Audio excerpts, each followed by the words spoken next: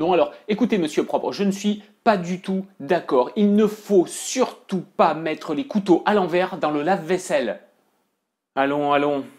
Vos propos sont aberrants. On voit bien, monsieur, que vous n'avez pas l'habitude de vous occuper des tâches ménagères. Salut, c'est Benjamin. Bienvenue dans cette nouvelle vidéo. Aujourd'hui, on va parler de débat, car réussir un débat, c'est un exercice qui est extrêmement difficile. Et il y a un débat qui a opposé celui qu'on pourrait appeler la personne la plus puissante du monde à son possible successeur. You're the worst president America has ever had. Come on. Je parle évidemment de Donald Trump et Joe Biden. Le niveau de ce débat a été particulièrement bas. Mais pourtant, est-ce qu'on ne pouvait pas attendre un petit peu plus de ces deux personnages? Si vous aimez mes vidéos, pensez à vous abonner, ça me permettra de continuer à vous proposer toujours plus de contenu.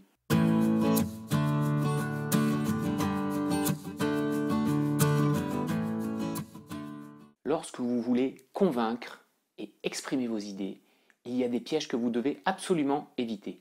Et pourtant, ces deux-là, ils ont sauté dedans à pieds joints.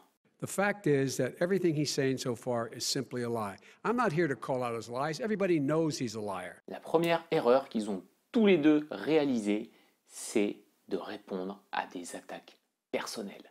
Elles détournent votre attention du message que vous voulez délivrer pour se concentrer sur la personne qui délivre le message, c'est-à-dire vous, qui vous êtes. A lot of people died, and a lot more are going to die unless he gets a lot smarter, a lot quicker. So, Mr. President?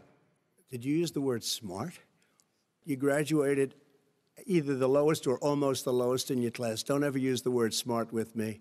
Don't ever use that word. Oh, give me a break. Because you know what? There's nothing smart about you, Joe. 47 years, you've done Well, let's nothing. say, what about Ici, on arrive même à un tel point que l'agressivité et les attaques personnelles passent au premier plan. Elles effacent complètement le message des deux candidats.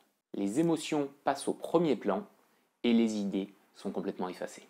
You were a senator, and you're by the the way, worst you were a president vice... America has ever had. Hey, Come Joe, on. let me just tell you, Joe, I've done more in 47 months. I've done more than you've done in 47 years, Joe. Ici, Joe Biden avait l'occasion de casser le cycle et de revenir sur les faits pour laisser l'émotionnel de côté. Il aurait très bien pu mettre en avant ses propres réalisations plutôt que de s'enfermer dans le jugement. You should get out of your bunker and get out of the sand trap and get in your golf course and go in the Oval Office and bring together the Democrats and Republicans and fund what needs to be done now to save lives. Ici, il s'enferme dans la critique. Critiquer, ça peut être intéressant pour détruire certains arguments, certaines idées.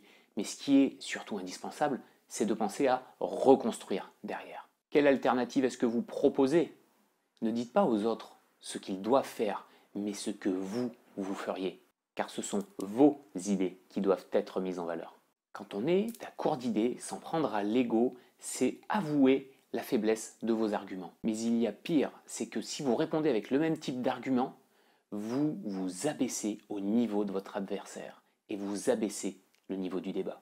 Et ça ne veut pas dire que vous allez forcément perdre, mais ce qui est sûr, c'est que vous n'avez aucune chance de gagner. And I'll be a president not just for the Democrats, I'll be a president for Democrats and Republicans. And this guy, I want to if see in an fact, honest Okay, ballot count. gentlemen, We- you say that's the end of Chris, it? This is the I end wanna of see this an debate? honest ballot count. We're And I gonna think leave he it does there. too. D'ailleurs, vous voyez toute l'impuissance du modérateur à replacer les idées au centre de la discussion. Alors, comment une telle situation aurait pu être évitée? You could never have done the job that we did. You don't have it in your blood. You could have never done that job. Tout le monde connaît la personnalité de Donald Trump et on sait que dans un événement comme celui-ci, il y a 100% de chances pour que les choses dérapent. On peut donc se demander pourquoi Biden n'a pas forcément mieux anticipé cette situation. Voici donc ce que je vous invite à faire. Tout d'abord, soyez préparés. Quels sont vos arguments? Qu'est-ce que vous voulez mettre en valeur? Quels sont les points peut-être difficiles où vous risquez d'être attaqué?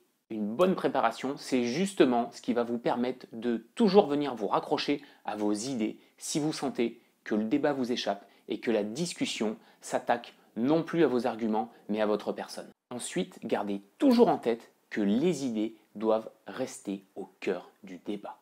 Car sinon, vous allez enterrer le fond pour ne rester que sur la forme. Alors si on s'en prend à votre ego, refermez la porte illico. Si vous faites face à une personnalité colérique, impulsive, comme Trump, la provoquer, ça peut être une bonne idée pour justement lui faire perdre ses propres idées.